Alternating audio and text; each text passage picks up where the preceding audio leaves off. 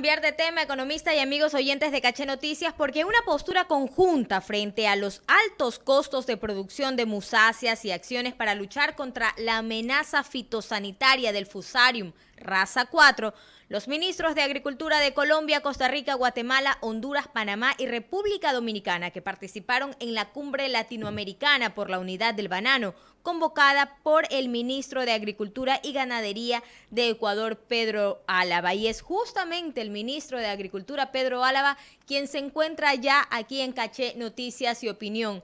Ministro, muy buenos días. Muy buenos días a todos ustedes y a todos sus radioescuchas. Ministro, cuéntenos un poco más de los detalles que se alcanzaron en esta cumbre. ¿Qué se acordó entre los ministros de la región? Bueno, permítame iniciar diciéndole que nosotros, como el país mayor exportador de banano del mundo, era nuestra obligación alzar la voz y convocar a este tipo de reunión, que no solamente estamos peleando por mejorar los precios de exportación, sino para que se cumplan una serie de principios que ellos nos tienen impuestos, como el fair trade o el comercio justo o responsabilidad compartida, que realmente no se está dando. El sector productor más que nada es el que sufre, igual el exportador que no va a vender su fruta si pierden plata, y entonces había que tomar una decisión que como país independiente, por mayor exportador que seamos, no tendría el mismo peso que unimos a todos los países exportadores y productores de banano de Latinoamérica y del Caribe. Entonces, casi a unísono estamos conscientes de que tenemos que trabajar para buscar una serie de mejoras que hemos concretado básicamente en tres puntos que los hemos acordado de forma solidaria, ¿ya? Porque se los voy a indicar. La conclusión es que el punto número 1, hagamos realidad aquello que dicen de la responsabilidad compartida. Ante los impactos que tenemos de los incrementos de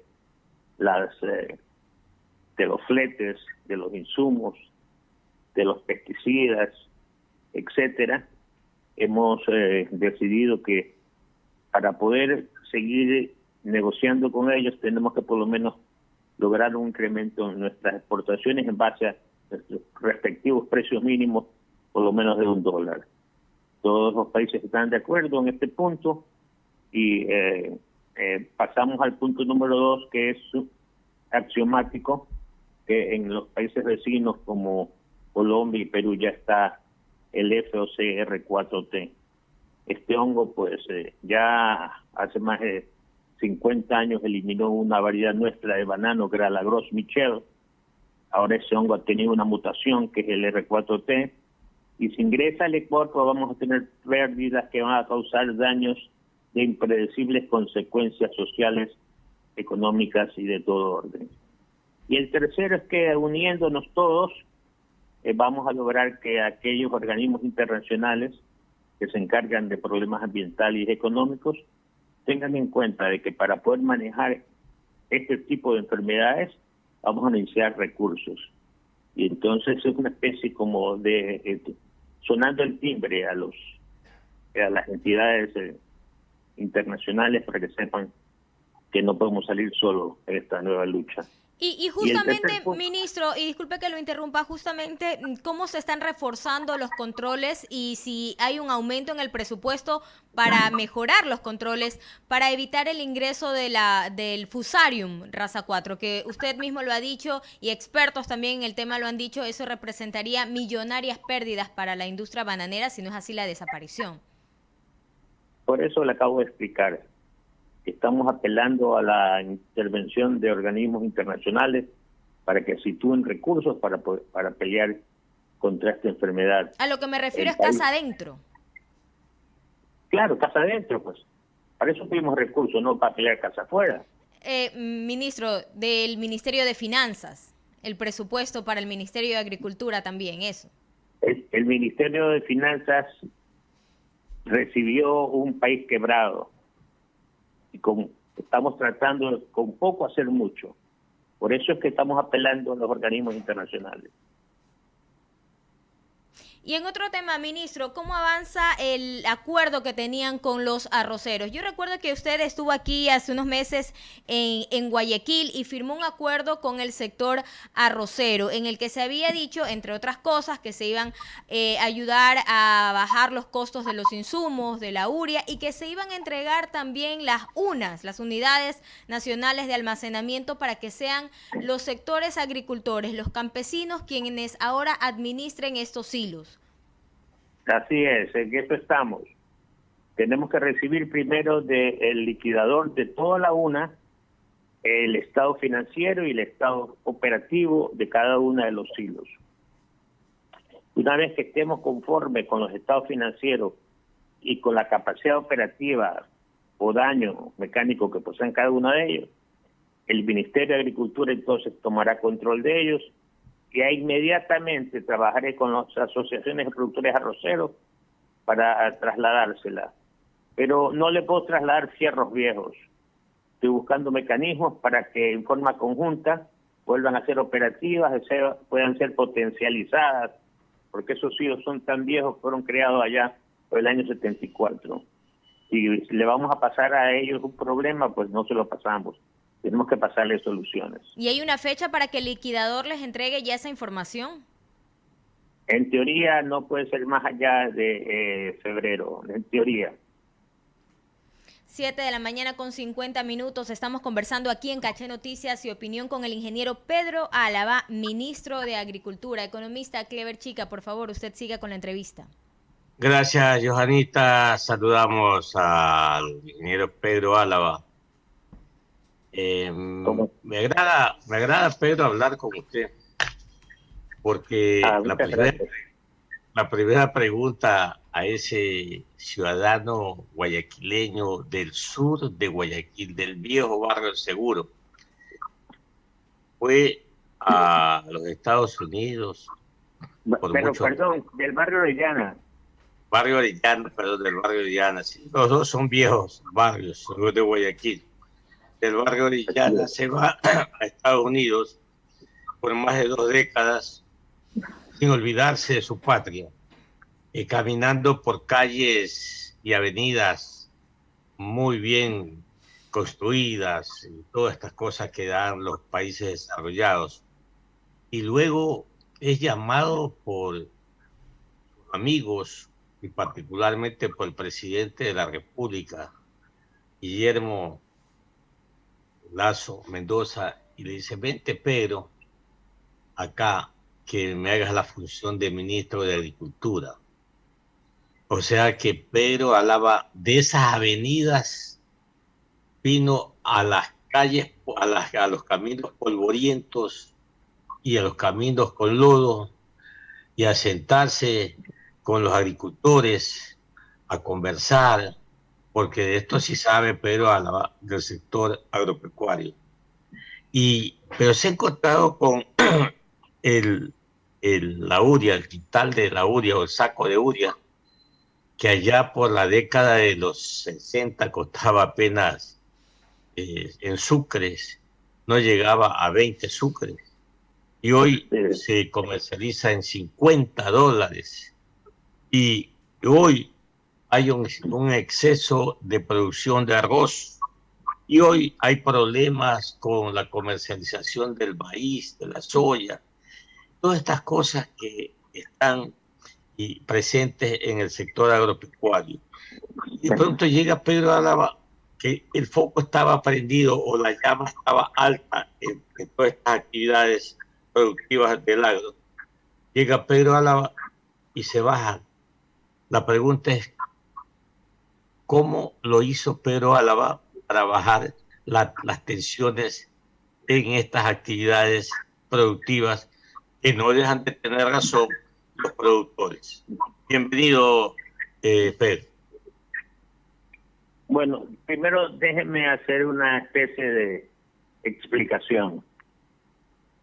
Cuando yo me fui, yo me formé en Israel, estudié allá por casi alrededor de un año, luego fui becario de la Comisión Fulbright, donde saqué mi maestría en los Estados Unidos. Es decir, yo logré un nivel de educación que me permitió ser contratado por una empresa norteamericana en condiciones ventajosas. Y como soy ingeniero agrónomo, soy graduado allá, pues me fui a trabajar durante 2 décadas a manejar algunas empresas de producción norteamericana, que me dio la satisfacción de evidenciar que nosotros, los formados aquí en el Ecuador, estamos en capacidad de trabajar en cualquier parte del mundo si somos suficientemente responsables, suficientemente éticos y con muchos principios y valores.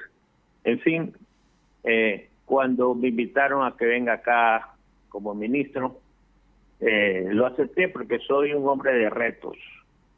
A mí no me gustan manejar cosas simples, sino cosas difíciles, porque ahí está el éxito del ser humano.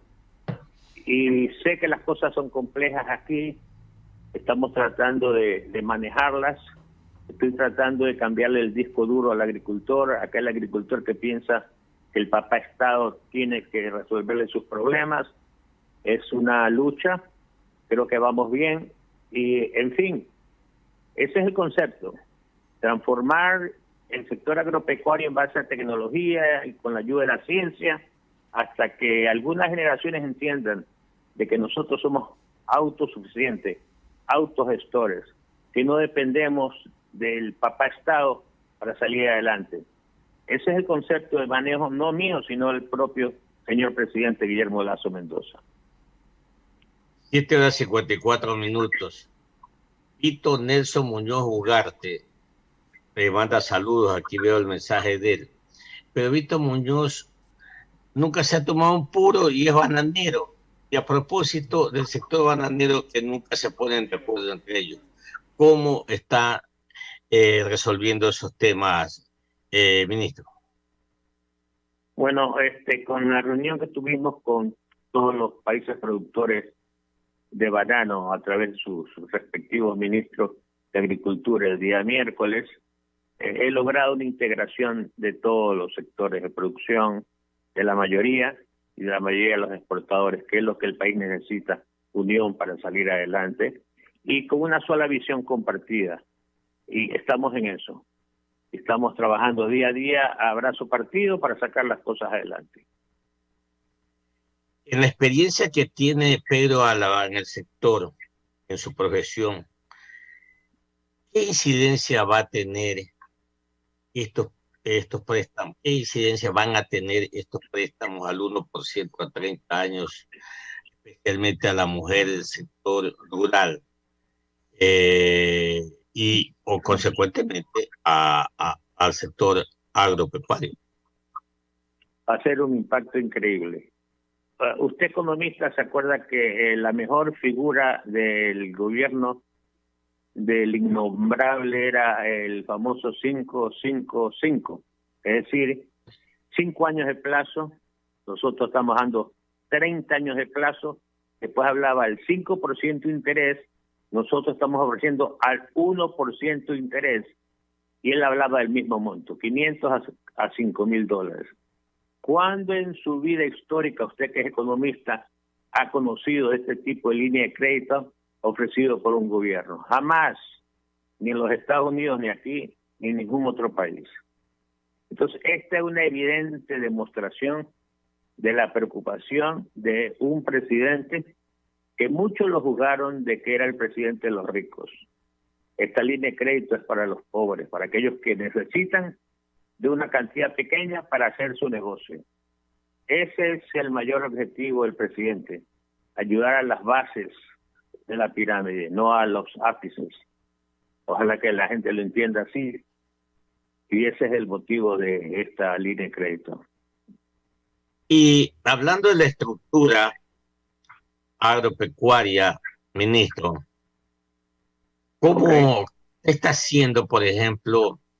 Aquí tenemos una mala forma, yo diría, una mala práctica, que si usted sembró camarones, le fue bien, yo también voy a sembrar camarones. Si usted sembró arroz y le fue bien, yo también sembré arroz. Esa ha sido una mala práctica. ¿Qué está haciendo usted como ministro, que usted conoce bien la problemática, para a fin de, por ejemplo, ya poner un límite al hectareaje de la producción de arroz, me invento, o de la soya, o el maíz, qué sé yo? ¿Qué está haciendo ahí al respecto? Mire, esos son enfoques distintos. Yo no lo veo así. Yo creo en la democracia, creo en el libre albedrío, en la libertad. Cada persona que tiene recursos para invertir en una actividad, pues inviértalo. ¿Sí me explico? Yo no le puedo poner límite a sus sueños y a sus pretensiones. Cada emprendedor tiene que conocer su negocio para poder hacerlo. No hacerlo porque el vecino lo hace. Ese es mi entendimiento, esa ha sido mi forma de vida. Eso es lo que tiene que el país entender. No es porque usted tiene éxito vendiendo sándwiches al lado, el que está al lado tiene que vender sándwiches también. ¿Quién es su clientela? ¿Cuáles son sus costos? ¿Quién se lo va a comprar? Yo puedo el día de mañana construir 10 casas. Déjeme darle un ejemplo. Y hago un buen desarrollo de mercadotecnia y vendo 6. Y voy a las otras 4, como no las puedo vender, a tocar las puertas al papá Estado que me las compre. No, señor. ¿Para qué sembró 10 si tenía capacidad de 26? Así mismo tiene que ser en la agricultura. No se puede sembrar porque yo tengo la tierra, arroz o voy a hacer camarón. Hay que comenzar a pensar como empresario. En eso estamos trabajando, en cursos de capacitación, para que la gente entienda que tiene que empezar a tomar decisiones, pero en forma analíticas, no por libre decisión lo que hizo el vecino. ¿Por qué mi consulta? Porque la vida real nos dice otra cosa. Precisamente el año pasado, al presidente Guillermo Lasso, los arroceros le levantaron una serie de actos porque el gobierno, según ellos, no los apoyaba. Y resulta que la producción arrocera estaba sobreofertada debido a que Colombia, que generalmente viene comprándonos arroz, Colombia no abrió su boca porque, como usted conoce, seguramente cuando usted se fue al exterior, Perú todavía no producía arroz. Ahora produce arroz. Colombia no, los colombianos no comen mucho arroz, sino arepa. Entonces, el Ecuador no ha podido colocar o no pudo colocar esas 80,000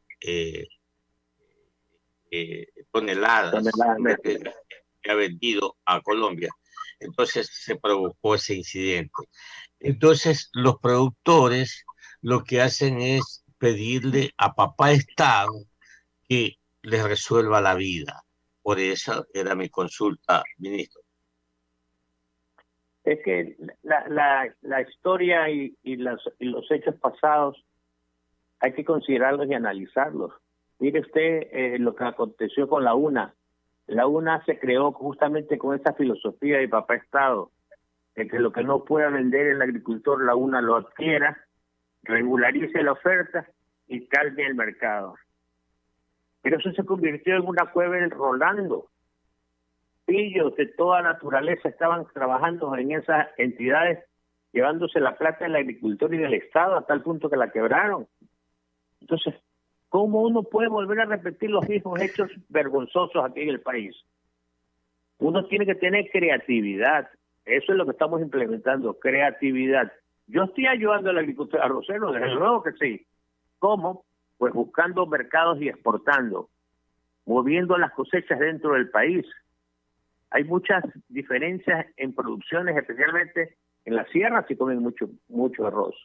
Ahorita estamos movilizando mucho arroz hacia las provincias de la sierra.